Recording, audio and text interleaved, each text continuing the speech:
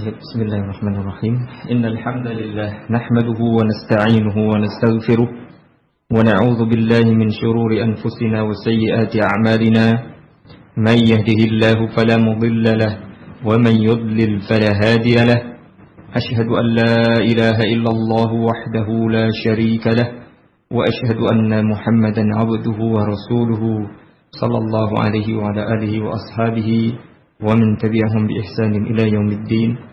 Amma ba'd. Saudari-saudariku, sahabat remaja yang mudah-mudahan dirahmati Allah Subhanahu wa taala dan kaum muslimin wal muslimat secara umum, kita berjumpa kembali dalam kajian rutin kita untuk membaca kitab Ayyatuhal Muslimah Hakadha Yuridukillahu wa Rasuluhu an takuni. Pada kesempatan terakhir sudah kita baca sampai persiapan menjelang nikah bagi remaja putri muslimah. Kita lanjutkan masih ya, sebelum persiapan sebelum menikah atau persiapan pranikah. Saya kira semuanya sudah mempersiapkan diri, tinggal bagaimana nanti sebentar lagi kita memasuki atau melakukan usaha untuk menuju jenjang pernikahan. Kalau kita sudah mempersiapkan diri, kemudian di sini ada satu bab apa yang harus dilakukan oleh seorang muslimah, seorang remaja muslimah bila dia sudah ingin menikah. Jadi dalam hati, dalam jiwa sudah ada keinginan untuk menikah, ada kerinduan, ada dorongan, ya. Dan ini sesungguhnya sesuatu hal yang fitrah, sesuatu hal yang wajar, bahwa yang namanya manusia yang normal, baik laki-laki maupun perempuan, ketika saatnya tiba, dia akan merasakan satu keinginan, ya, dorongan yang kuat, ya, untuk menikah. Wa amma idza kana al-amru muta'alliqan bil fitnah wa taqat an-nafs ila az-zawaj fa'lami anna as-sunnah an-nabawiyyah lam tuhmil hadha al-janib al-hassas min hayati al-mar'ati al-muslimah bal jaa'a fiha al-hillu asy-syar'i al-munasib. Ketika memang kondisi sudah mengharuskan kita untuk menikah, mungkin karena saking baiknya fitnah di mana-mana yang terjadi fitnah, sementara jiwa juga sudah ingin menikah, maka agama kita yang mulia ini justru sangat menganjurkan dan memperhatikan, ya, perasaan manusiawi satu jenjang kehidupan seorang remaja, yaitu ketika dia sudah menginginkan untuk menikah.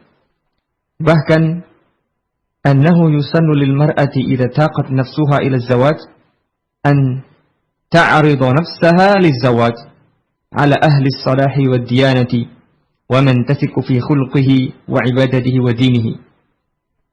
Bahkan disunahkan untuk menawarkan diri, bahasa kasarnya begitu, bahasa kita menawarkan diri, letterlexnya. Bukan berarti kemudian kita menjajakan, ya, kemana-mana pasang iklan, taruh digantungkan kayak mobil mau dijual, mobil ini dijual, bukan gitu ya. Saya pengen nikah, nggak begitu, jangan ditulis ya, dengan gantungan papan kertas kemudian digantungkan di leher, kemudian saya siap nikah, tidak harus begitu. Artinya dia mungkin bisa mengutarakan kepada orang tuanya, kepada walinya, ya, untuk mencarikan laki-laki yang baik, beragama dan bisa dipercaya akhlak, ibadah dan agamanya. Jadi tidak ada aib dalam hal ini untuk memulai, untuk mengutarakan apa yang dirasakan dalam benaknya. Jangan nunggu saja, padahal pingin. Seperti kemarin kasus yang bertanya, dia suka atau dia pingin menikah, tetapi dia tidak berani.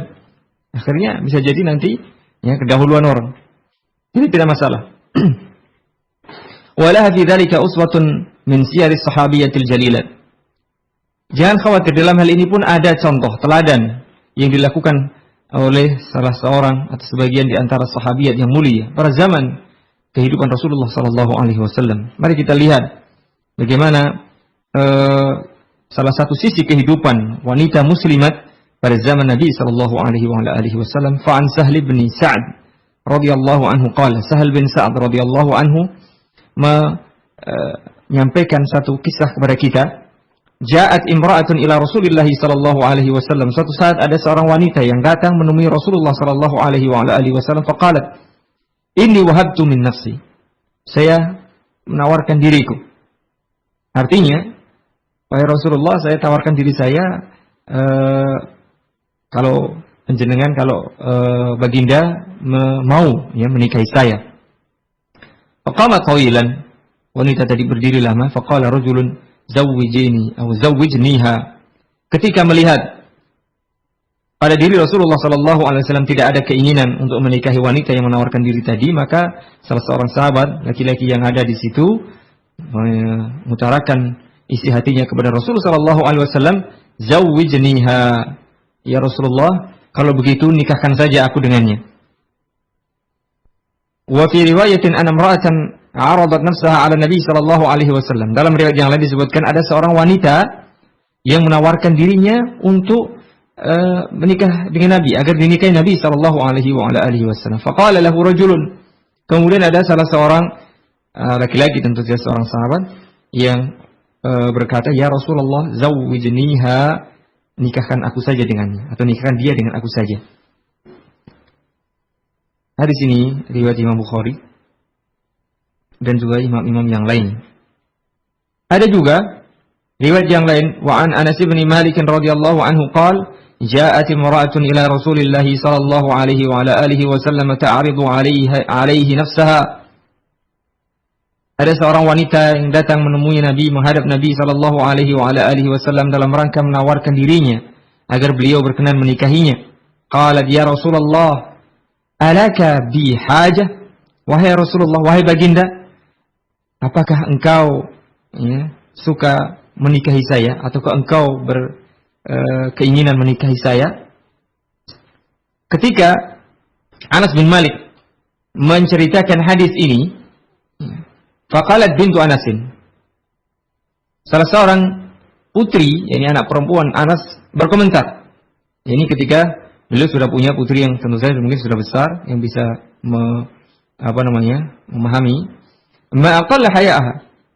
Ketika beliau menyampaikan hadis ini, ya ini hadis tentang adanya salah seorang sahabiat menawarkan diri agar dinikahi oleh Rasulullah sallallahu alaihi wasallam, maka salah seorang putri Anas tadi berkomentar, oh, wanita ini tidak punya malu, atau sedikit sekali rasa malunya.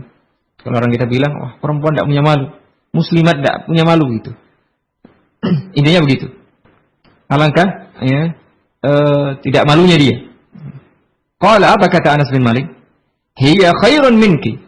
Wanita itu, sahabiat yang menawarkan diri pada Rasulullah sallallahu alaihi wasallam untuk dinikahi itu lebih baik daripadamu. Ya, pada anaknya sendiri tadi. Mengapa? Raghibat fi Nabi sallallahu alaihi wasallam. Dia menyukai Nabi sallallahu alaihi wasallam. Fa'aradat alaihi nafsaha, kemudian dia menawarkan diri agar beliau mau menikahinya. Dan saya kira wajar. Ya, siapa yang tidak tertarik pada diri Rasulullah sallallahu alaihi wasallam, tempat pribadi yang sempurna, teladan yang luar biasa. Saya kira semua orang mesti tertarik. Seandainya boleh, mungkin semuanya mendaftar. Jadi seperti itu. Ini menunjukkan, tadi kita kembali ke bab, bagi seorang remaja atau wanita muslimat yang memang sudah siap dan mempunyai keinginan untuk menikah, maka tidak ada aibnya, tidak ada salahnya bila ia mengutarakan apa yang ada dalam benak atau dalam hatinya kepada wali atau kepada orang tuanya, atau mungkin kepada seseorang yang dia memang inginkan untuk menjadi suaminya, tentu saja ya, dengan menjaga adab-adab yang islami ya. Jangan kemudian kalau begitu bebas, tidak. Ini hanya sekedar bolehnya mengutarakan isi hati, bukan berarti kemudian dijadikan dalil untuk melakukan sesuatu yang bebas ya, atau tanpa memperhatikan atau menghiraukan rambu-rambu etika dan kesopanan serta syariat Islam. Bahkan Imam Bukhari rahimahullahu taala dalam hal ini membuat dua bab khusus yang berkaitan dengan dua hadis di atas, yaitu bab urdul mar'ati nafsaha 'ala ar-rajulis salih. Bolehnya seorang wanita menawarkan dirinya kepada laki-laki yang saleh. Ini menawarkan untuk dinikahi secara resmi. Ini sesuatu yang diizinkan oleh syariat. Wa anahu la tu'abul mar'atu bimithli hadza. Wanita yang seperti ini tidak dicela. Dan ini merupakan, sekali lagi, bukan merupakan aib. Bahkan lihat komentar Anas bin Malik radhiyallahu anhu ketika salah seorang putrinya secara agak sinis mengatakan, wah, wanita ini enggak punya malu begitu. Apa kata beliau? Wanita sahabiat yang menawarkan diri tadi lebih baik daripada dirimu. Bal tundabu ilaihi in kana ar-rajul dayyinan wa sahiba salahin wa yukhsha fawatuh. Nah, ini penting. Bahkan ketika seseorang, yakni dalam hal ini seorang wanita muslimah yang baik, kemudian dia melihat ada seorang laki-laki yang saleh, baik agamanya, ya, kemudian khawatir, ya, kalau tidak segera diutarakan isi hatinya nanti diambil atau didahului saudarinya, maka kata beliau di sini dianjurkan untuk segera mengutarakan apa yang ada dalam hatinya. Perkara nanti sang laki-laki ini menerima atau tidak urusan lain. Paling tidak plong jadinya. Ya, jelas. Wa hadzal khuluqul hamid kana min akhlaqil afifatil aqilati qabla al-Islam. Bahkan akhlak yang terpuji ini yaitu seorang wanita muslimah yang suci, menjaga diri, beragama baik, menawarkan dirinya, ya, menawarkan dirinya kepada laki-laki yang memang hebat, saleh, beragama, berakhlak mulia. Itu juga merupakan kebiasaan yang dilakukan para wanita baik-baik sebelum datangnya agama Islam. Bisa kita lihat bagaimana kisah pernikahan paling agung antara ibunda, yakni Ummul Mukminin Khadijah radhiyallahu anha dengan Nabi kita Muhammad sallallahu alaihi wa ala alihi wasallam. Bukankah, ya, Khadijah bintu Khuwailid radhiyallahu anha, ya, yang mempunyai keinginan pertama, ya. Beliau yang khadabat nafsaha ila Nabi sallallahu alaihi wasallam lima ra'athu min amanati. Mengapa? Ketika melihat waktu itu, ya, seorang pemuda Muhammad sallallahu alaihi wasallam ini luar biasa hebatnya, amanah, berakhlak mulia, jujur dan semuanya sudah diakui oleh semua orang, maka Khadijah yang waktu itu menjadi saudagarnya itu tertarik, kemudian dia yang menawarkan, ya, untuk menikahi sang pemuda ini. Dan seandainya sekarang ini ada salah seorang muslimat, remaja muslimat menawarkan diri kepada orang yang dianggap hebat, biasanya ini yang dianggap hebat ini ustadz biasanya. Karena tertarik, wah, ini ustadznya ini luar biasa, ini soleh gitu, ya, mungkin baik gitu. Tidak peduli dia sudah punya istri 1, 2 atau mungkin 3. Ustadz saya tetap tidak masalah, yang penting dapat ustadz, mungkin begitu, ya. Mengapa? Karena memang seperti itu, ya, tidak masalah, ya. Tidak menutup kemungkinan juga kepada yang selainnya, dalam arti biasanya pemuda dan pemuda yang luar biasa. Jadi dalam hal ini sekali lagi intinya seorang remaja muslimat yang sudah siap menikah dan mempunyai keinginan untuk menikah boleh mengutarakan maksud atau apa yang ia rasakan dalam hatinya kepada orang yang memang saleh yang dia inginkan. Demikian berkaitan dengan hal-hal yang perlu dipersiapkan sebelum nikah yang kemarin kita sebutkan. Hendaknya dia berprestasi, berkreasi, tentu saja dalam rambu-rambu ajaran Islam, menjaga diri, jangan terjebak dalam pergaulan yang bebas, mempersiapkan segalanya. Dan jangan khawatir, kemarin kita singgung, jangan khawatir meskipun tidak bergaul secara bebas, tidak gaul sana gaul sini, jangan khawatir. Justru insyaallah taala akan datang sang Arjuna atau pemuda idaman itu yang tentu saja jelas-jelas itu pilihan Allah Subhanahu wa taala yang lebih baik daripada sekedar teman-teman bergaul yang melanggar ajaran agama kita. Kemudian ketika tadi, ya, seseorang sudah siap, mungkin secara usia, secara kematangan jiwa, secara ilmu dan keinginan yang lain-lainnya sudah siap, maka pada bab selanjutnya di sini disebutkan oleh penulis inda ikhtiyariz zauj. Apa yang harus dilakukan, pertimbangan apa yang mesti diperhitungkan ketika hendak memilih suami. Ini juga penting, jangan hanya pemuda saja yang mempunyai kriteria. Ya, pemudi juga berhak, boleh. Ya, jadi hati-hati, jangan biasanya sang pemuda ini punya kriteria begini. Ya. Pemudi juga sama, dia punya hak untuk mempunyai kriteria tertentu bagi calon suami. Ayyatuhal muslimatul fadilah, saudariku kaum muslimat yang mulia, nikahu min sunanil fitrati wasyara'. Pernikahan merupakan salah satu sunnah fitrah dan sunnah menurut syara'. Fahuwa ilaqatun syar'iyyatun wa washijatun ijtima'iyyatun taqumu bainar rajuli wal mar'ati daf'an li'ajalatil bina'i wat tadwiri fil mujtama'il islami. Merupakan hubungan yang diizinkan oleh syariat, hubungan sosial yang terjadi antara dua makhluk yang berlawanan jenis, laki dan perempuan, dalam rangka untuk membangun rumah tangga, meneruskan generasi ya, di dalam masyarakat Islam. Allah Subhanahu wa taala berfirman dalam surat Ar-Rum ayat 21, fitratillahi allati fatara an-nas 'alaiha la tabdila li khalqillah. Itulah fitrah Allah yang Ia tetapkan bagi umat manusia, yang tidak ada perubahan pada ciptaan Allah Subhanahu wa taala. Wa bihi taskunun nufusu wa taqa'ul ulfatu wa tusarraful gharaizul bashariyatu tasrifan nafi'an banna'an. Dengan pernikahan, dengan berumah tangga, jiwa menjadi tenang. Kemudian kasih sayang pun mempunyai tempatnya. Kemudian dorongan hawa nafsu, dorongan biologis manusia pun tersalurkan dengan tentu saja membawa manfaat dan kenikmatan.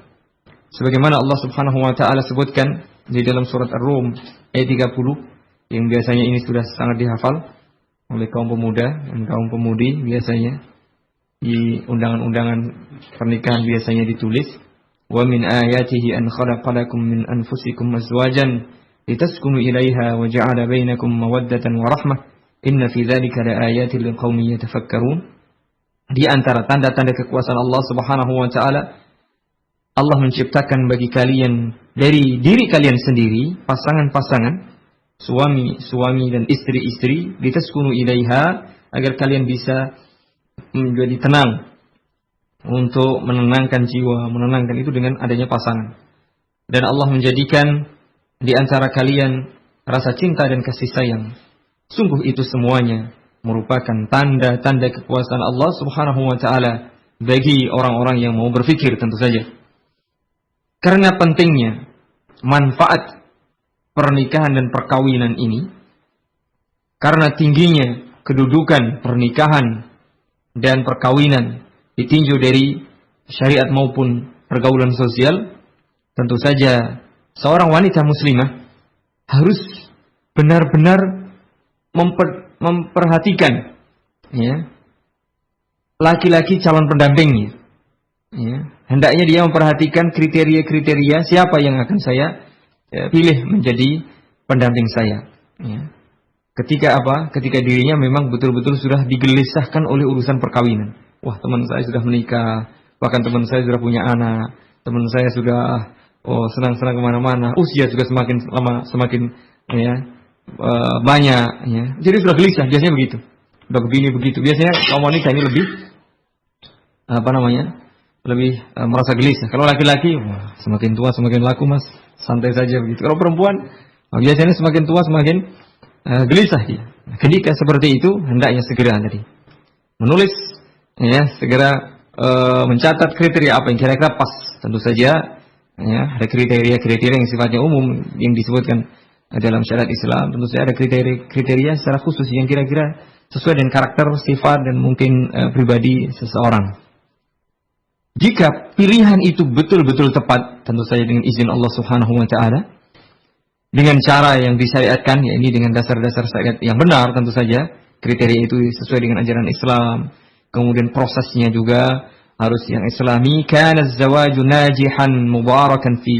Insyaallah taala perkawinan yang dibangun di atas dasar-dasar, ya, pilihan, proses dan kemudian pelaksanaan pernikahan itu dengan cara yang Islami, insyaallah pernikahan itu akan berhasil, sukses dan penuh dengan barakah. Sebaliknya, wa mata kana qa'iman ala a'rafin aw ahwa'in la tajri ala usul syar'i, kalau mulai pilihan, kriteria, proses dan hari pelaksanaannya juga tidak disesuaikan dengan ajaran Islam, artinya dia sesuai dengan kebiasaan, apalagi hawa nafsu saja, yang tidak dibangun di atas dasar-dasar agama Islam, kana zawajan fashilan mamhuq al barakah, artinya pernikahan itu sudah gagal, ya, pernikahan yang gagal dan pada akhirnya nanti tidak akan mendapatkan barakah, la yatahaqqaqu bihi ayyu naf'in, tidak ada manfaatnya yang betul-betul sesuai dengan syariat, bal huwa ila dharari aqrab, bahkan lebih dekat kepada mudaratan atau pada bahaya. Kalau demikian, fahalla alimti ayyatuhal muslimah kaifa arada Allah wa rasuluhu an yakuna ikhtiyaruka lizawj. Hendaknya wahai saudari muslimah, engkau mengetahui apa sih yang diinginkan Allah dan Rasulnya ketika memilih suami. Dasar pilihan yang pertama, dan ini yang paling utama sebagai dasar dalam pemilihan pendamping ini, hendaknya adalah as-salah wa diyanah, kesalehan, kebaikan dan agamanya. Innal aslal asila lil ikhtiyari sahih lizawj kama aradahu Allah Ta'ala wa Rasuluhu sallallahu alaihi wasallam salahu ar-rajuli wa diyanatuhu. Asas yang paling utama dalam memilih seorang suami adalah kesalehan dan keagamaan seseorang. Ini yang diinginkan oleh Allah dan Rasulnya. Jika seorang laki-laki itu soleh, agamanya baik, maka dia akan bertakwa kepada Allah dalam mempergauli istrinya. Jika ia mencintai, dia akan memuliakannya. Sebaliknya, jika dia membenci, maka dia tidak akan menghinanya atau dia tidak akan menzaliminya. Jadi jelas, semua didasari di atas ketakwaan kepada Allah Subhanahu wa Ta'ala. Dia mencintai karena Allah, membenci pun karena Allah. Sehingga apa? Semuanya dalam koridor ajaran Allah Subhanahu wa Ta'ala. Fala yasikhul muwazanatu bainal ghani wal fasiq wa bainal faqir salih. Tidak bisa dibandingkan, tidak bisa dikiaskan atau disamakan antara seorang laki-laki kaya tetapi fasik, bejat moralnya, jelek akhlaknya, tidak paham agamanya, dengan seorang yang saleh meskipun dia fakir. Fa inna tsani aula min al-awwal bi an yunkah wa an yukhtab ilaih. Meskipun dia fakir, meskipun dia tidak punya apa-apa, kalau dia seorang yang beragama, seorang yang saleh, maka dia lebih utama, lebih pantas, dan lebih berhak untuk dinikahi dan dikawinkan dengan wanita yang muslimah yang salihah tentu saja. Jadi bagi para ikhwan juga jangan khawatir, meskipun tidak punya apa-apa, yang penting kan punya laki-laki. Saya ini kan laki-laki, sudah. Modal paling pertama kalau bagi ikhwan itu laki-laki. Saya memang tidak punya apa-apa, tapi saya laki-laki. Itu modal paling utama. Kalau dia saleh, maka itu sungguh bagi seorang muslimah yang sejati, yang menginginkan akhirat, itu lebih baik dan lebih utama daripada sekedar dia punya mobil, dia punya rumah, dia punya ini. Apalagi cuman sekedar bawaan saja, tapi bukan yang asli. Dia bawa mobil tapi mobil pinjaman. Ini dan seterusnya. Mari kita perhatikan. Ada satu kisah disebutkan dalam Sahih Bukhari. Marra rajulun ala Rasulillah sallallahu alaihi wasallam. Ada seorang laki-laki yang lewat di hadapan Rasulullah sallallahu alaihi wasallam. Faqala, kemudian beliau berkata, ketika ada seseorang lewat, beliau tentu saja bersama para sahabatnya. Kemudian beliau minta komentar para sahabat. Mata quluna fi hadza? Menurut kalian, bagaimana pendapat kalian tentang orang ini yang lewat tadi? Qalu, para sahabat menjawab, hariyun in khataba an yunkaha. Wah, orang seperti ini, baginda, kalau dia melamar seorang perempuan, wah ini pantas, berhak untuk dinikahkan karena hebat. Wa in syafa'an yusyafa'. Kalau dia memberikan syafaat, memberikan rekomendasi KTBLC, hendaknya diterima. Wa in qala an yustama', dan kalau dia bicara, dia pantas untuk didengarkan. Artinya apa? Menurut pandangan orang-orang waktu itu, para sahabat, orang ini hebat dari sisi lahiriahnya. Qala summa sakata. Ya, kemudian beliau diam. Ya. Kata perawi, beliau diam. Famarra rajulun min fuqara'il muslimin. Kalau tadi yakni yang lewat itu seorang yang kaya raya, penampilannya oke punya. Ya. Kemudian beliau minta komentar orang-orang yang ada, kemudian dengan seperti tadi komentarnya. Kemudian beliau diam. Setelah itu lewatlah salah seorang laki-laki yang miskin. Kemudian beliau minta komentar lagi. Ma taquluna fi hadza? Apa pendapat kalian tentang orang ini? Qala hariyun in khataba an la yunkaha. Waduh, ini kata orang. Ini enggak, kalau dia melamar wah enggak berhak ini, enggak pantas diterima ini. Wa in syafa'ala an la yusyaffa. Kalau membuat rekomendasi, ya, bikin KTBLC enggak diterima ini, ya. Wa in qala alla yusma. Kalau dia ngomong ceramah enggak pantas untuk didengar. Faqala Rasulullah sallallahu alaihi wasallam, "Hadza khairun min mil'il ardi misla hadza."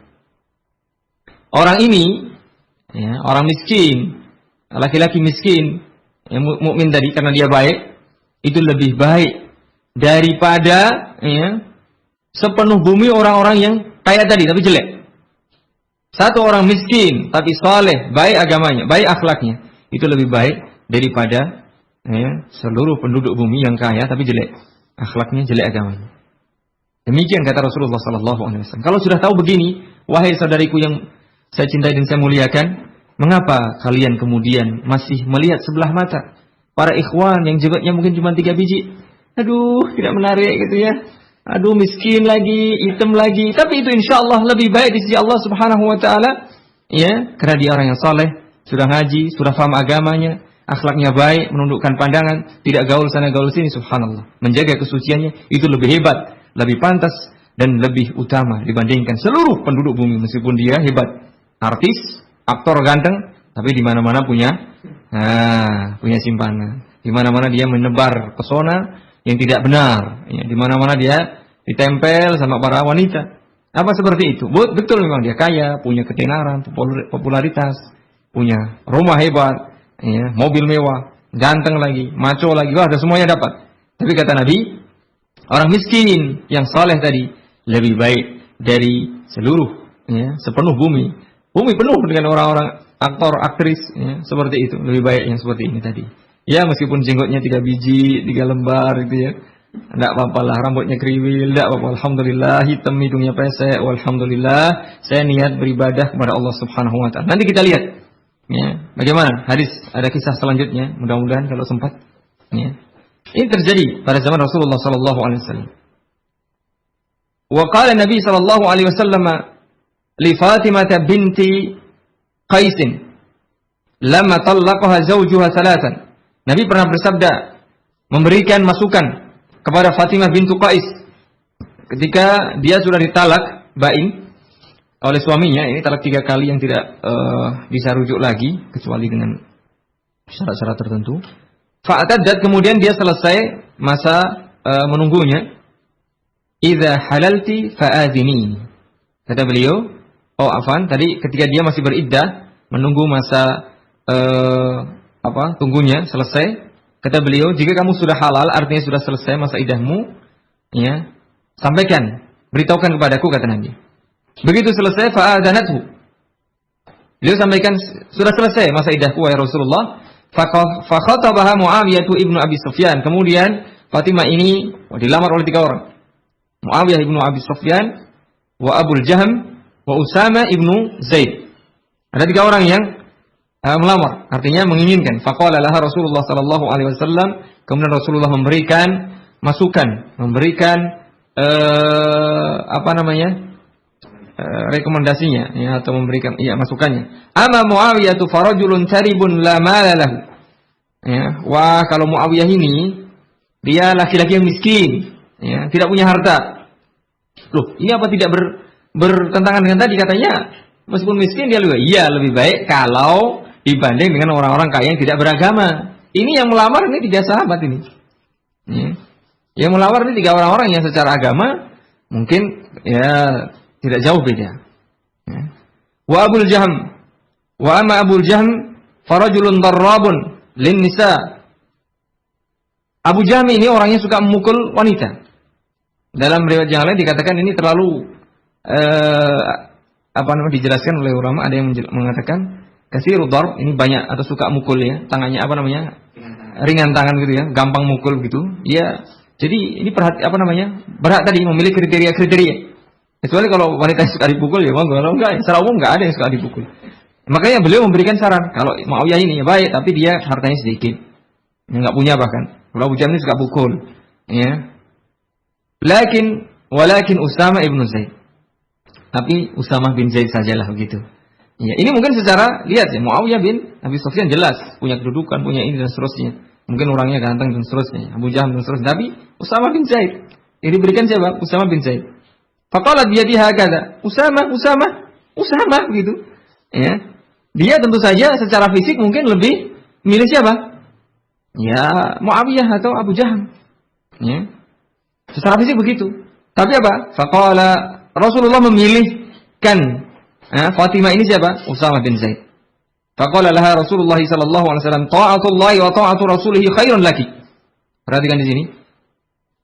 Kamu menaati Allah dan Rasulnya itu lebih baik bagimu daripada kamu memilih yang lain.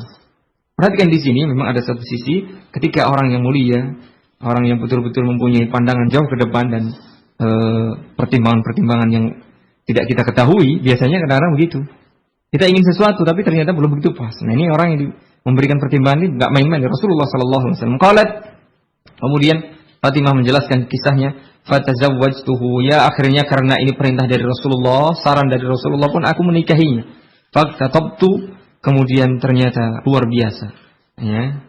Makanya di awal itu kadang-kadang tidak sesuai dengan keinginan, tapi ternyata kalau itu sesuai dengan ajaran syariat, ya, sesuai dengan pilihan yang menurut syariat, itu insyaallah akan membawa manfaat dan barokah yang luar biasa. Jadi sekali lagi kriteria itu hendaknya dikembalikan kepada apa yang dikehendaki oleh Allah dan Rasulnya, jangan semata-mata oleh keinginan hawa nafsu. Kalau begitu ya semua orang pengen yang ganteng, yang cantik, yang kaya, yang semuanya punya dan baik agamanya, soleh, semuanya begitu. Tapi apa dapat semuanya begini? Ya paling 1, 2, 3, 4 dan seterusnya. Yang seterusnya yang ratusan, yang sekian dan sulit. Ya, paling baik agamanya meskipun tadi ya nggak apa-apa. Ya. Jadi intinya Rasulullah Shallallahu Alaihi Wasallam lebih mengutamakan apa? Keutamaan pribadi. Dari sisi keutamaannya yang menyeluruh. Kalau semuanya orang-orang baik, tetapi kan ada sisi-sisi kelebihannya. Usamah bin Zaid ini radhiyallahu anhu ya punya keutamaan, ya punya ibadah yang hebat, ketaatannya luar biasa dan semuanya. Kesolehannya ininya dan seterusnya. Dari lihat dari sisi itu maka Usamah lebih unggul. Meskipun dari yang lain mungkin dia lebih rendah, tapi diutamakan dari sisi agama dan akhlaknya. Meskipun jelas ma'akaunihi faqiran maulan aswadan. Dia orang fakir jelas. Muawiyah tadi dikatakan tidak punya harta, tapi dia ya dari keturunan mungkin yang hebat. Dia maulan aswad. Ya, bekas budak. Dan dia warnanya hitam lagi, kulitnya hitam. Maka Nabi SAW terus memberikan saran agar menikahi Usamah bin Zaid ini. Dan akhirnya pun setelah menikah, subhanallah memberikan maslahat yang baik bagi Fatimah bin Qais tadi. Jadi intinya, tidak ada yang lebih perlu diperhatikan daripada agama dan kesolehan seseorang. Meskipun dia mempunyai kedudukan yang tinggi, tapi kalau tidak punya agama yang baik, maka jangan diperhatikan. Meskipun dia punya ketampanan yang hebat, tapi kalau tidak punya kesalehan, maka tinggalkan. Meskipun dia punya harta yang banyak, tapi dia tidak faham agama yang benar, maka lupakanlah. Ya, jadi intinya, jangan sekali-kali terdaya oleh penampilan lahiriah, wahai kaum muslimat. Ya, perhatikan ya ketampanan batinnya. Ya. Walaupun tentu saja wajar sebagai manusia, ya kalau ada dua, satunya ganteng hebat, ya satunya hitam pesek, ya hebat, ya pilih yang ganteng yang hebat lah, kan begitu. Tapi kalau ada misalnya tadi, tapi kan jarang seperti itu. Ya. Jarang ada yang terkumpul dalam diri seseorang itu semua keistimewaan. Ya. Ketika ada keistimewaan, utamakan keistimewaan dalam masalah agama dan kesalehannya.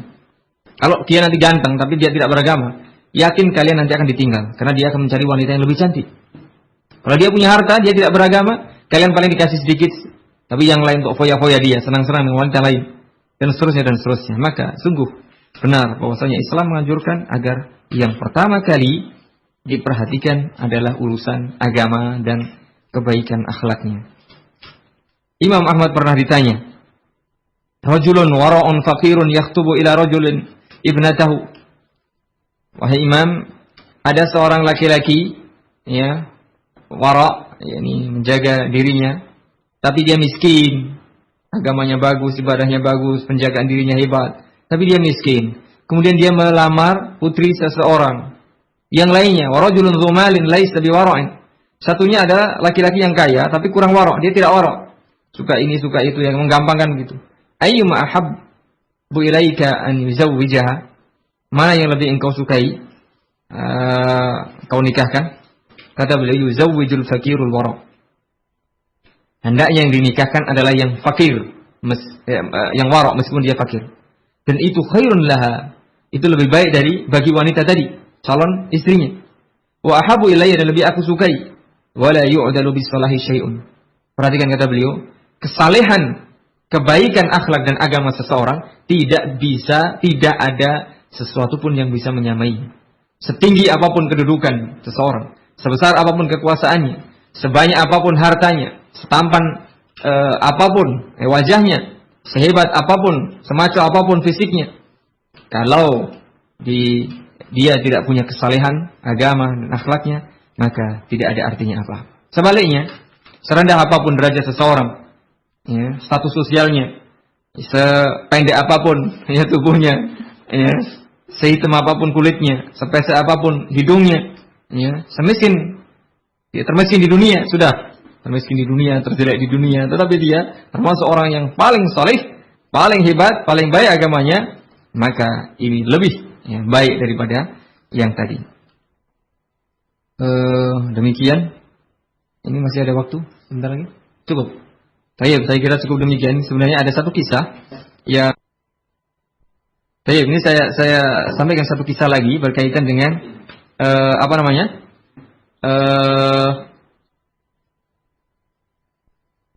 pentingnya kita memperhatikan masalah agama dan pentingnya kita menerima nasihat dari orang yang kita percaya. Riwayat ini disebutkan oleh Imam Ahmad dalam musnadnya dengan sanad yang sahih, kata penulis buku ini, dan ini sebagiannya juga sebagian kisah ini ditulis atau diriwayatkan oleh Imam Muslim dalam Fadailus Sahabah. Kisah ini adalah kisah tentang Julaibib. Mungkin ada yang pernah mendengar bahwa Julaibib ini suka atau biasa menjumpai para wanita, ya, suka lewat, ya, intinya sering lah ketemu para wanita begitu. Kemudian di kalangan Ansor zaman itu, pada zaman Rasulullah SAW, jika ada janda, gitu ya. Jadi pentingnya sekali ini, ada satu sisi penting. Jika ada seorang yang menjadi janda baru, itu para sahabat itu tidak berani, ya, mengutik-utik, intinya nggak berani mendahului, tidak berani untuk menanyakan atau bahkan melamarnya, ya, sampai diketahui dengan jelas dan pasti bahwa Rasulullah tidak menginginkannya. Artinya, kalau janda itu tidak diinginkan, tidak ingin dinikahi oleh Rasulullah, sudah ada berita bahwa Rasulullah tidak ingin menikahinya, baru ini jadi ajang kompetisi. Kalau kita begitu, ya. Tapi nggak tahu kalau di sini kalau ada kiai atau ustadz gitu ya, kalau ada di lingkungan santrinya dan jadi janda, atau mungkin ada akhwat yang betul-betul pilihan, apa memang tawarkan dulu pada Pak Kiai atau Pak Ustadz, atau langsung, ini nggak peduli. Allah alam kalau di lingkungan kita. Syukur-syukur kalau begitu. Faqala Rasulullah sallallahu alaihi wasallam li rajulin minal ansar. Kemudian Rasulullah sallallahu alaihi wasallam berkata kepada salah seorang kaum Ansor, "Zawwijni ibnatak." Nah, nikahkanlah anak perempuanmu denganku. Faqala, wah ini kemuliaan dan kenikmatan yang luar biasa ya Rasulullah. Faqala, kemudian Rasulullah melanjutkan, "Inni lastu uriduha li nafsi, tapi nikahkan bukan untuk saya," kata beliau. Artinya beliau yang meminang, melamar, tapi bukan untuk beliau. Qala faliman ya Rasulullah. Dan untuk siapa wahai Rasulullah? Kata beliau, li Julaibib. Ya, putrimu itu saya lamar untuk saya nikahkan dengan Julaibib. Bapak atau seorang laki-laki yang punya anak tadi berkata, ya Rasulullah, usyawiru ummaha. Wah, kalau begitu ya saya bicarakan dulu dengan istrinya, dengan istri saya, dengan ibunya. Karena dengar siapa? Julaibib ini sudah, waduh. Ya. Ternyata dikiranya tadi Rasul sendiri. Kalau Rasul sudah, wes nggak usah mikir, sudah otomatis. Ya, langsung berikan. Tapi karena bukan untuk Rasul, ternyata untuk Julaibib. Wah, kalau begitu saya bicarakan dulu ya sama ibunya anak-anak begitu. Faqala, dia berkata kepada istrinya, Rasulullah melamar anakmu. Wow, cocok kalau begitu. Dia nggak tahu, tapi dia melamar bukan untuk dirinya. Dia melamar anakmu itu untuk diberikan, dinikahkan kepada Julaibib. Sontak istrinya atau ibu si perempuan tadi paket Julaibib. Wow, sorry begitu bahasa kita ya. Enggak, gitu loh. Saya nggak mau menikahkannya gitu ya. Tetapi begitu ibunya mengatakan demikian, anak perempuannya tadi mendengar. Ya. Kemudian dia berkata, "Man khatabani ilaikum?" Siapa yang melamar saya? Gitulah. Fa akhbaratha ummuha. Kemudian ibunya memberitahu. Nah, intinya begitu mungkin ya. Kamu dilamar oleh Rasulullah sallallahu alaihi wasallam untuk dinikahkan dengan Julaibib. Apa kata seorang akhwat, seorang muslimah sejati tadi? Perhatikan di sini. Seorang wanita, remaja ini, jariyah di sini disebutkan qalatil jariyah. Jariyah itu seorang wanita remaja. Bahasa kita bekil lah. Lagi uran-urannya begitu mungkin. Apa kata seorang wanita ini? Di bawah didikan satu masyarakat yang paling mulia. Atarudduna ala Rasulillah sallallahu alaihi wasallam amrahu? Apa perhatikan di sini? Ibunya nggak setuju. Jelas masuk mantuku kayak ngono mungkin gitu ya. Biasanya orang tua begitu. Masuk kuliah belum selesai lagi. Ya. Jenggotan lagi, nggak ganteng lagi, hitam, wah wis nggak menarik itu. Saya nggak setuju mungkin begitu kalau sekarang. Apa kata si anak? Atarudduna ala Rasulillah sallallahu alaihi wasallam? Kalian berani menolak perintah Kanjeng Nabi sallallahu alaihi wasallam? Idfa'uni. Sudah. Intinya saya berikanlah kepada fa'innahu lam yudayyi'ni. Perhatikan sini, subhanallah. Berikan saya, terima lamaran itu. Sungguh beliau tidak akan menyia-nyiakan saya.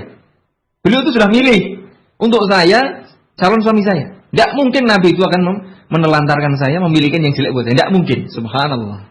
Perhatikan bagaimana juga ketika Ummu Ismail ditinggal oleh Ibrahim alaihi salatu wassalam. Ketika ditinggal di Makkah waktu itu tidak ada tanda-tanda kehidupan.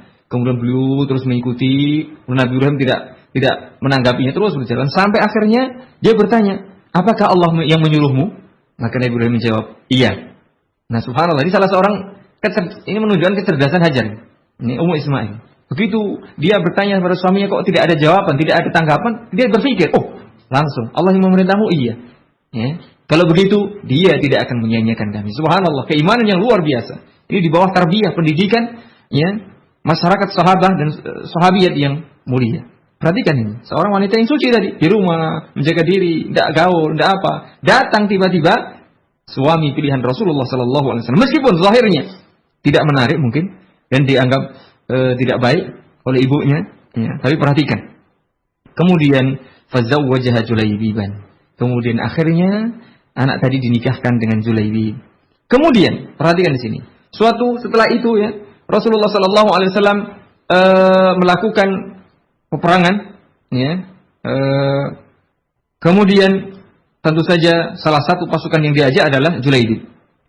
Falamma afa Allahu alaihi qala li ashabi, ketika sudah selesai beliau dari pertempurannya dan mendapatkan kemenangan, hal tafqiduna min ahad? Apakah kalian kehilangan salah seorang anggota pasukan? Faqalu nafqidu fulanan wa nafqidu fulanan. Oh iya, baginda, oh iya Rasulullah, ada saudara-saudara kita, pasukan kita yang hilang, artinya gugur, tidak ada, tidak kembali lagi. Unzuru hal tafqiduna min ahad? Kalau begitu coba ya, cari, lihat apakah betul-betul ada yang hilang, yang gugur. Qalu la.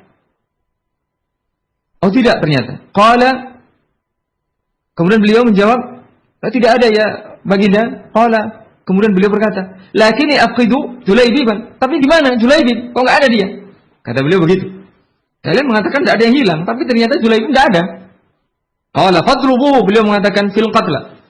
Coba cari di antara ya, sahabat-sahabat pasukan yang gugur. Qala fatalabuhu, kemudian para sahabat mencari, fawajaduhu ila janbi sab'atin qad qatalahum thumma qataluh. Subhanallah. Ternyata para sahabat mendapati Julaibib ini berada di dekat 7 orang musuh yang sudah tewas, ya. Sama-sama tewas ini ceritanya. Karena apa? Ternyata dia membunuh 7 musuh itu dan mereka pun membunuhnya akhirnya. Jadi mungkin dikeroyok 7 orang tapi mati semuanya.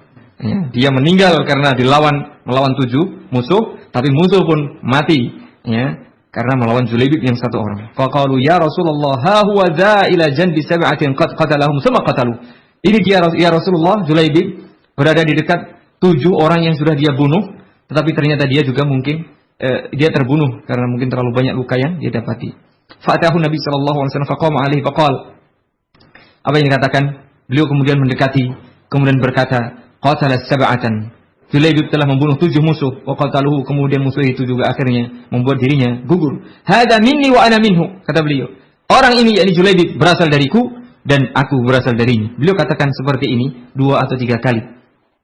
Artinya, kata Imam Nawawi, ini sebagai bentuk ungkapan melebihkan sesuatu. Artinya apa? Bahwa Julaibib ini benar-benar berada di jalan sunnahku, ya, sesuai dengan beragama sesuai dengan sunnahku, dan dia senantiasa mengikuti perintahku, begitu mungkin artinya, kata Imam Nawawi. Kemudian beliau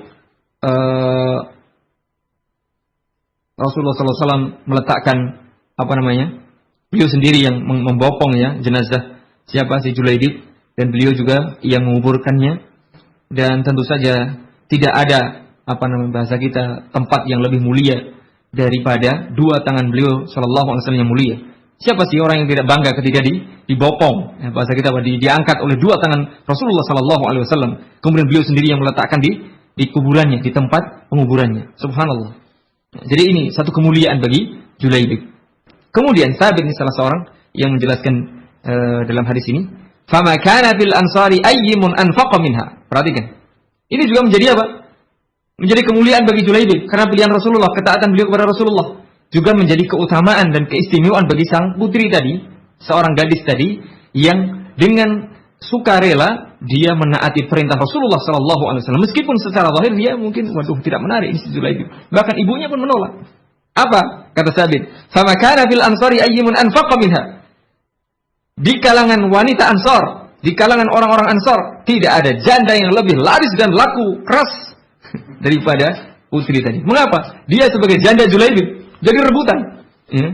Janda yang luar biasa. Masih janda kembang. Ya, belum. Oh, subhanallah. Mungkin kalau sekarang pun jadi rebutan mungkin juga. Ada kompetisi gitu ya. Subhanallah. Ya. Mengapa? Karena Rasulullah sallallahu alaihi wasallam, pilihan Rasulullah sekali tadi. Pilihan Rasulullah mesti membawa nikmat. Ya, meskipun di awalnya kadang-kadang kurang menyenangkan, tapi ingat, ya, tentu saja ta'atullahi wa ta'atu rasulihi khairun, tadi sebagaimana dikatakan kepada Fatimah bintu Qais. Dan Rasulullah sallallahu alaihi wasallam,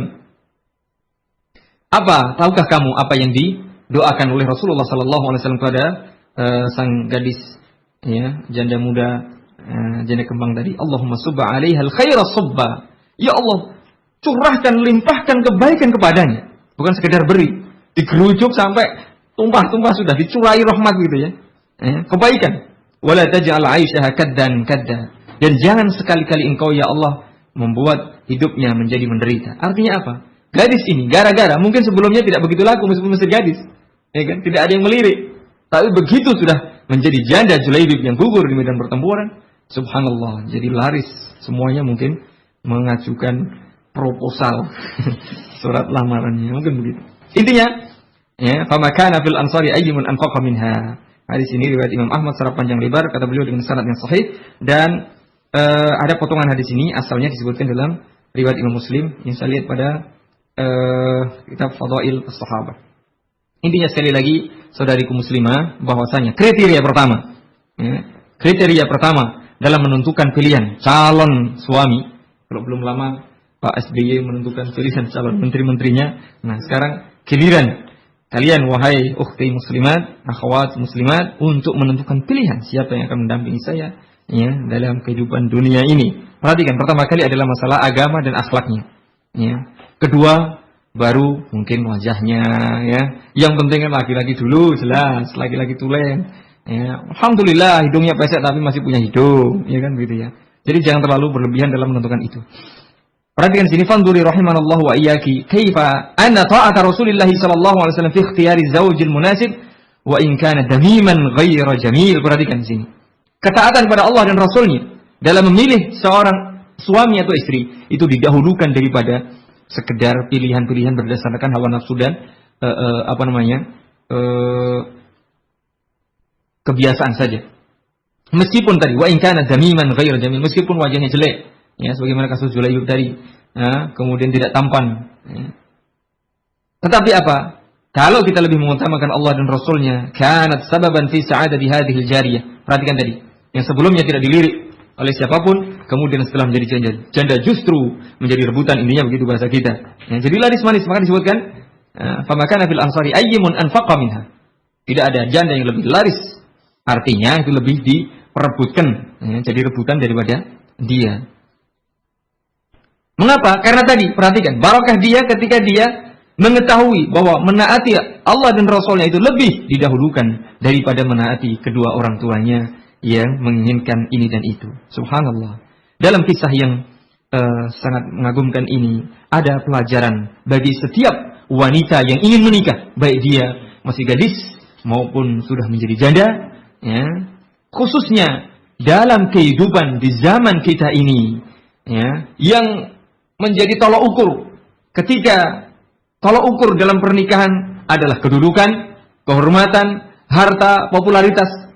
Jadikanlah kisah ini sebagai ibrah, sebagai pelajaran bahwasanya ketaatan kepada Allah dan Rasul itu lebih didahulukan daripada yang lainnya.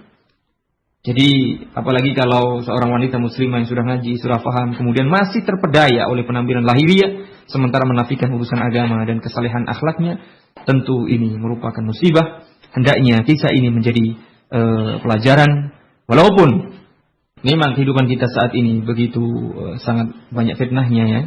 Rasanya memang berat menikah dengan seorang ikhwan yang sudah ngaji, yang mungkin miskin, yang mungkin penampilannya aneh menurut kebanyakan orang, celana congkrang, jenggot nyiprit gitu, mungkin hitam, wah tidak menarik sih penampilan, tapi dia orang soleh, dia taat kepada Allah dan Rasulnya, dia menjaga agamanya, kehormatan itu lebih baik. Dan insya Allah akan membawa kebaikan dan barakah daripada sekedar mengikuti keinginan orang tua yang tidak berpedoman pada agama, atau mengikuti tren, mengikuti hawa nafsu, dan seterusnya dan seterusnya. Demikian salah satu fase seorang wanita muslimah, yaitu bagaimana menentukan calon pendamping yang utama, yaitu perhatikan agama dan kesalehannya, dan hendaknya kita mengikuti apa yang dilakukan oleh salaf kita, ini pendahulu kita dalam hal ini, bagaimana mereka menentukan pilihannya dalam hal pernikahan. Demikian yang bisa saya sampaikan, mudah-mudahan ada manfaatnya, kurang lebihnya saya mohon maaf. Semoga Allah Subhanahu wa taala mengaruniai kita istri-istri atau suami-suami yang salihah dan salihin, serta dibimbing menuju petunjuk Allah dan Rasulnya serta petunjuk salaful ummah. Allahumma amin. Subhanakallahumma wa bihamdika asyhadu an la ilaha illa anta astaghfiruka wa atubu ilaik. Assalamualaikum warahmatullahi wabarakatuh. Waalaikumsalam warahmatullahi wabarakatuh. Ustaz, Jazakallahu khairan kasiran atas penjelasannya. Insyaallah nanti kita akan bahas lagi berkaitan dengan pertanyaan yang telah masuk bersama kita. Ya Fan filhazanallahu wa yakum.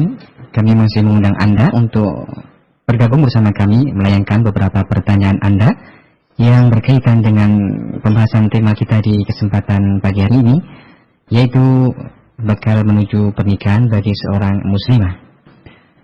Terus selanjutnya kami yang bertugas mohon undur diri sejenak dari ruang dengar Anda untuk mengikuti beberapa jeda-jeda dari Radio Muslim.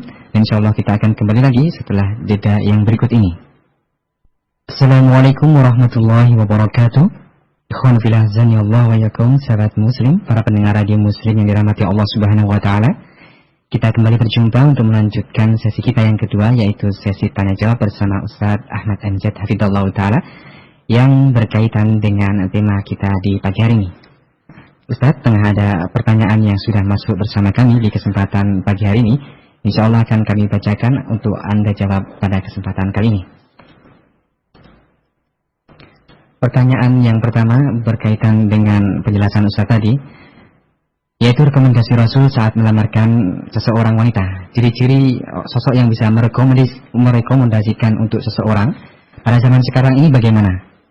Soalnya ada salah satu ustadz yang telah merekomendasikan, namun ternyata ikhwannya futur, bahkan menjadi musbil segala. Padahal dulu akhwatnya seorang hafidhah. Apa rekomendasi ustadz tersebut sekarang masih berlaku? Tafadhal Ustaz. Bismillahirrahmanirrahim. Alhamdulillah wassalatu wassalamu ala Rasulillah wa ala alihi washabbihi wa mawalah ma ba'd. Urusan rekomendasi itu tentu saja berkaitan dengan masalah kepercayaan kan. Nah, ini masalah begitu. Kalau memang orangnya bisa dipercaya agama dan amanahnya begitu, dan dia memang tahu persis ya. Karena jelas kan dalam masalah hal ini kita harus jelas-jelas orang dipercaya itu kayak apa kan begitu. Hanya jangan sekedar mungkin berlabel kiai atau apa ustaz atau apa, kemudian sebenarnya dia tidak tahu siapa dia, kemudian dia, nah ini penting sekali.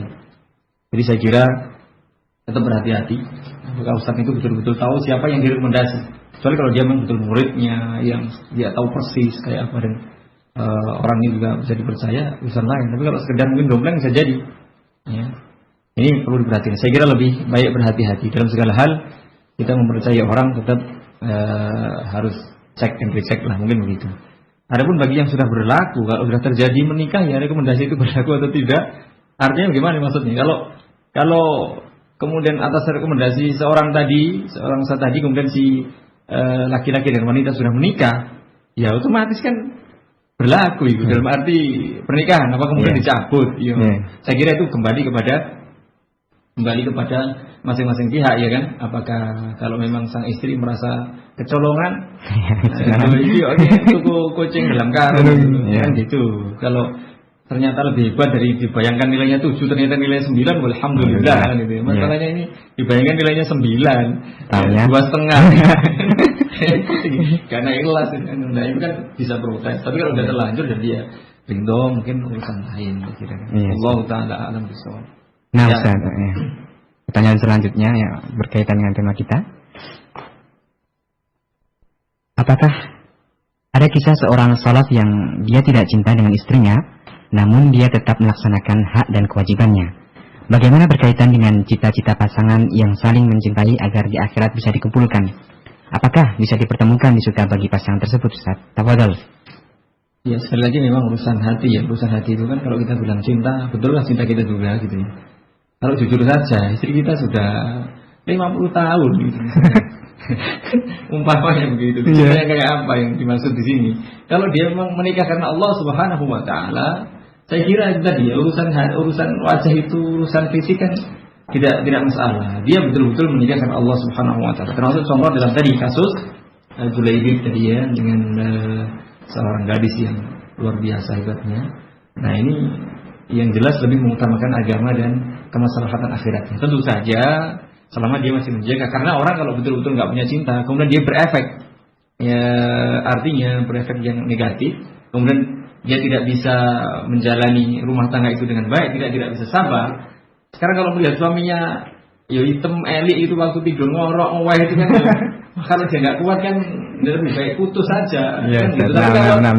Kalau dia bersabar tadi, dia meskipun begitu, tapi dia soleh, dia apa akhlaknya, kemudian dia sabar, saya kira kan dia mengalahkan, kan gitu, ketidaksukaan fisiknya, tapi dia satu sisi mencintai agamanya, kan begitu. Saya kira kalau dia masih melaksanakan kewajiban, dia menunaikan hak suaminya, berarti dia cinta karena Allah, meskipun dia secara manusiawi mungkin tidak betul-betul, waduh ini nak cari yang umat mungkin gitu ya.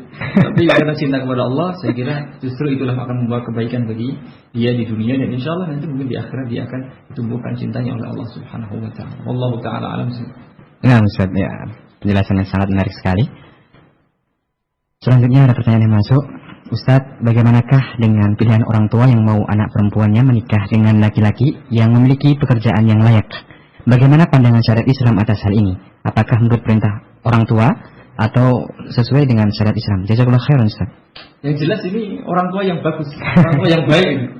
Mencarikan jodoh buat anak perempuannya laki-laki yang sudah mapan, jelas, masa dicarikan pengangguran.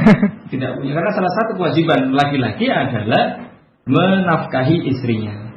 Salah satu bentuk ba'ah itu ya, wanita yang para pemuda yang sudah mampu, artinya mampu menafkahi, ya, mampu sebagai seorang laki-laki, ya, tulen pertama, dan mampu memberikan nafkah bagi istrinya. Nah kalau dia pengangguran, tidak punya apa-apa, dia sangat baguslah pilihan orang tua itu untuk mendapatkan laki-laki yang sudah mempunyai penghasilan atau pekerjaan yang layak. Ini saya kira sangat bagus. Tentu saja yang perlu diperhatikan setelah memperhatikan agama dan akhlaknya.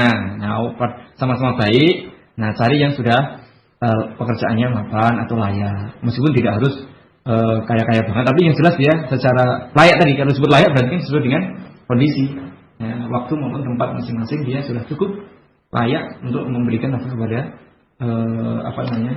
seorang wanita. Saya kira itu satu keinginan orang tua yang baik, selama dia mempertimbangkan juga pertama agamanya sebelum yang masalah ini. Allah Ta'ala. Nah, Ustaz, pertanyaan selanjutnya, Ustaz, apakah memilih wanita itu yang paling utama cantiknya atau agamanya? Tahu ada, Ustaz? Loh, ini kan sudah jelas. Kalau pilih bukan karena cantiknya, karena apa itu? Katanya, karena keturunannya, kemudian karena agamanya. Pilih karena agamanya. Iya. Nah, kalau saya pilih yang empat-empatnya. Iya, saya juga. Ya, tapi yang pertama agamanya dulu, gitu, agamanya. Iya. Cari kemudian cantik, kaya, terus wape, gila, sebagai uang yang tenang. Kalau ada saya juga. Mau. Saingan gitu. Iya. Kan begitu ya. Jelas agamanya dulu dong. Masa cantiknya dulu. Tadi kasus tadi kan, termasuk kasus ya. Akhwat tadi, anak sahabat tadi diberi laki-laki yang tidak tampan, tapi dia mau. Kenapa? Agamanya dulu. Dan itu mau barokah bagi dia. Allahu Ta'ala a'lam bishawab. Nah, Ustaz, ada pertanyaan selanjutnya. Ustaz, apakah benar Syekh Fauzan pernah memberikan fatwa bahwasanya para wanita dilarang berkendaraan bermotor sendiri di jalanan? Kemudian untuk pada saat ini apakah hal itu masih relevan dikarenakan memandang mudaratnya sangat banyak apabila kita mengendarai dengan bis ataupun angkot? Tahu dari Ustaz? Allah Ta'ala alam, saya belum tahu fatwa beliau ini ya, tentang larangan mengendarai motor sendirian. Tapi yang jelas kita lihat juga sih bahwa wanita pada asalnya memang diperintah supaya banyak-banyak di rumah. Itu yang jelas. Itu satu kaidah penting bahwasanya lingkup kaum wanita adalah domestik gitu ya. Jadi jangan terpengaruh oleh ini harus publik ya, ruang publik, tapi dia memang domestik. Artinya dia lebih banyak di rumah. Bukan berarti tidak boleh keluar. Boleh kalau memang ada kebutuhan, dan kebutuhan ini satu keharusan. Ya, ini memang demikian. Harus. Kalau memang harus keluar ya keluar. Ya. Tetapi sekali lagi, Allah alam masalah fatwa beliau saya belum tahu dan apa pertimbangannya. Saya kira kalau memang ada mungkin karena pertimbangan tertentu. Yang jelas ketika naik motor pun itu juga hendaknya, termasuk sekarang meskipun mungkin saat ini orang berpandangan mungkin lebih baik naik motor daripada naik bus, belum tentu.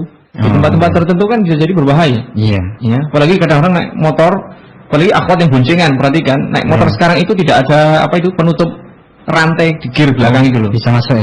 Itu saya pernah melihat langsung itu terjungkal suami istri. Masya Allah. Ya, ini juga berbahaya dari sisi itu. Ya. Betul dan itu ada kasus yang lain bahkan dengan sampai gelar otak dan seterusnya. Apalagi kalau akhwat itu kan kalau lihat Oh, kalau naik motor biasanya nggak lihat kanan kiri, jadi bablas. Ya, kadang ngebutnya kebablasan. Masya Allah itu. Nah, ini mungkin pertimbangan seperti itu. Dan terus terang saja, saya sering melihat di jalanan itu ibu-ibu atau mbak-mbak yang naik motor itu seringkali memang kurang pertimbangan.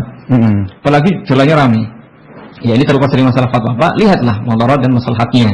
Kalaupun bepergian, jangan sendirian tentu saja. Meskipun tidak di luar kota, meskipun pergi ke mana, ke toko, ke apa yang memang harus, ya, dia harus keluar. Misalnya belum punya suami atau tidak ada yang diperintah, tidak ada yang ngantar, ya. Selama dia di jarak yang masih dibolehkan, ya saya kira tidak masalah selama menjaga ketentuan-ketentuan yang berlaku, baik syariat maupun ketentuan lalu lintas. Ini penting sekali karena biasanya memang kurang satu sisi secara umum saya perhatikan seperti itu.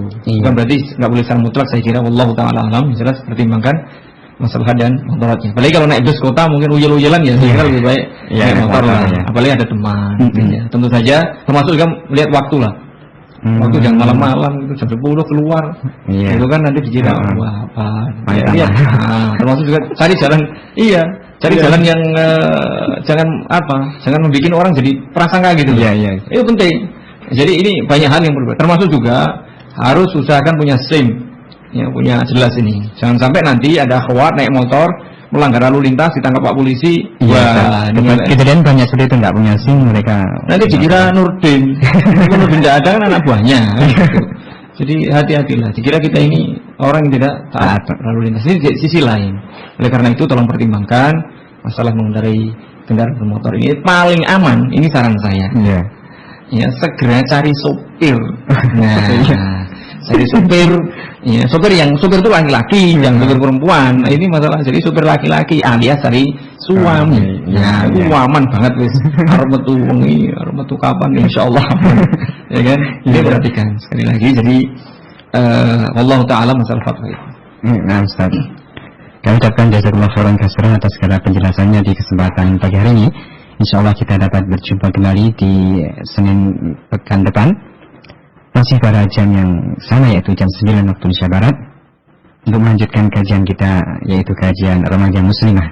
Semoga apa yang menjadi penjelasan Ustaz di atas dapat menjadikan tambahan ilmu yang bermanfaat bagi ikhwan fillah azanillahu wa iyyakum, para pendengar radio Muslim dimanapun mereka berada, dan menjadikan sesuatu yang dapat mereka terapkan dalam kehidupan mereka sehari-hari. Ya baik, ikhwan fillah azanillahu wa iyyakum, kami yang bertugas Adnan Naryarik memberi ruang dengan Anda. Dan insyaallah kita akan dapat berjumpa kembali pada pukul 13 waktu Indonesia Barat untuk mengikuti sebuah rekaman siaran ulang kajian Amrodil Qulub. Kita akhiri perjumpaan kita. Subhanallah wa bihamdika asyhadu an la ilaha illa anta astaghfiruka wa atubu ilaik. Wassalamualaikum warahmatullahi wabarakatuh.